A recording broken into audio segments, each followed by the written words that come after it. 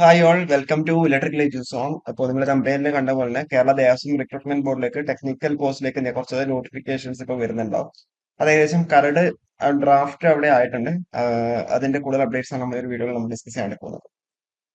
ഗുരുവായൂർ ദേവസ്വത്തിൽ 400-ലേറെ ഒഴിവ് നിയമനം നാളെ നാളെ എന്ന് റിക്രൂട്ട്മെന്റ് ബോർഡ്. അതായത് വിജ്ഞാപനം അവിടെ ഓൾറെഡി എന്താ റെഡി ആയിട്ടുണ്ട്. പക്ഷെ എന്താ അവർ സോഫ്റ്റ്വെയറിന്റെ പണിമുടക്കാണ് കാരണം. അതായത് അവർ പുതിയതായിട്ടൊരു സോഫ്റ്റ്വെയർ സീഡാക്കിനെ കൊണ്ട് സീഡിറ്റിനെ കൊണ്ട് ഇംപ്ലിമെന്റ് ചെയ്യാൻ വേണ്ടി നോക്കുന്നുണ്ട്. അപ്പൊ അതിന്റെ വൺസ് അതിന്റെ ഒരു വർക്ക് കഴിഞ്ഞ ഉടനെ തന്നെ എന്താ ഈ 400 പോസ്റ്റിലേക്ക് എന്താ അവർ നോട്ടിഫിക്കേഷൻ ഇറക്കുന്നുണ്ടാവും.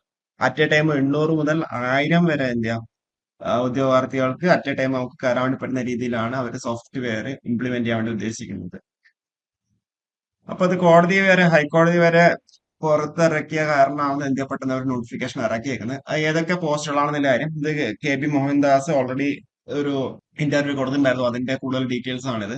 അതിൽ ഗുരുവായൂർ ദേവസ്വം ബോർഡിലേക്കാണ് ആദ്യ റിക്രൂട്ട്മെന്റ് അവർ പുറത്തിറക്കാൻ വേണ്ടി നോക്കുന്നത്. അത് കൂടാണ്ട് ബാക്കി ഇപ്പൊ ട്രാവൻകൂർ ദേവസ്വം, തിരുവിതാംകൂർ ദേവസ്വം ബോർഡ്, അതുപോലെ കൊച്ചിൻ ദേവസ്വം ബോർഡ്, അതിലേക്ക് നോട്ടിഫിക്കേഷൻസ് ഇറക്കുന്നുണ്ടാവും. അപ്പൊ ഇതിലിപ്പോ മെയിൻ ആയിട്ടുള്ള പോസ്റ്റ് ഏതൊക്കെയാണെന്ന് വെച്ച് കഴിഞ്ഞാൽ നമുക്ക് അത് ഡീറ്റെയിൽ ആയിട്ട് നമുക്ക് വരാം. ഇതിലിപ്പം ടെക്നിക്കൽ പോസ്റ്റിലേക്ക് മെയിൻ ആയിട്ട് ഇപ്പം ഗുരുവായൂർ ദേവസ്വം ബോർഡിലേക്ക് മാത്രമാണ് പറഞ്ഞേക്കുന്നത്. അതുകൂടാണ്ട് വേറെയും ദേവസ്വം ബോർഡിലേക്ക് വരുന്നുണ്ടാവും. ഗുരുവായൂർ ദേവസ്വം ബോർഡിലേക്ക് അസിസ്റ്റന്റ് ലൈൻമാൻ തസ്തികയിലേക്ക് 16 ഒഴിവാണ് ഉള്ളത്. ഓക്കെ, നിങ്ങൾക്ക് അറിയുന്നുണ്ടോ മുന്നേ ഒരു ലൈൻമാൻ എന്നുള്ള പോസ്റ്റ് മറ്റേ ഗുരുവായൂർ ദേവസ്വം ബോർഡിലേക്ക് വിളിച്ചിട്ടുണ്ടാവും. ഇത് അസിസ്റ്റന്റ് ലൈൻമാൻ എന്ന് പറഞ്ഞ പോസ്റ്റിലേക്ക് 16 ഒഴിവുകളാണ് ഉള്ളത്. പിന്നെ വർക്ക് സൂപ്രണ്ടിലേക്ക് 10 ഒഴിവുകളാണ് ഉള്ളത്. വർക്ക് സൂപ്രണ്ട് അതിലേക്ക് ക്വാളിഫിക്കേഷൻസ് നമുക്ക് നോട്ടിഫിക്കേഷൻ വന്നു കഴിഞ്ഞാൽ മാത്രമേ അറിയാൻ വേണ്ടി പറ്റുന്നുണ്ടാവുള്ളൂ.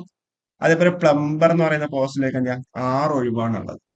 ഓക്കെ, വൺസ് ഇതിന്റെ നോട്ടിഫിക്കേഷൻസ് പെട്ടെന്ന് തന്നെ വരുന്നുണ്ടാവും.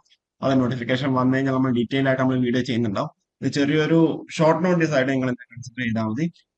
Assistant lineman, work superintendent, plumber, ഇതാണ് നമ്മൾ എപ്പോഴും പറഞ്ഞുകൊണ്ടിരുന്നത്. നിങ്ങൾ എന്താ നിങ്ങൾക്ക് RRB ചെയ്യോ അല്ലെങ്കിൽ വേറെ ഏതെങ്കിലും ALP അല്ലെങ്കിൽ അസിസ്റ്റന്റ് ഡയറക്ടറോ അല്ലെങ്കിൽ ഇലക്ട്രിക്കൽ എല്ലാം നിങ്ങൾക്ക് എന്താ മോശമാണെന്നുണ്ടെങ്കിൽ നിങ്ങൾ എന്ത് ചെയ്യുക, കണ്ടിന്യൂസ് ആയിട്ട് പഠിച്ചുകൊണ്ട് നോട്ടിഫിക്കേഷൻസ് അവിടെ വന്നുകൊണ്ട് നിൽക്കും.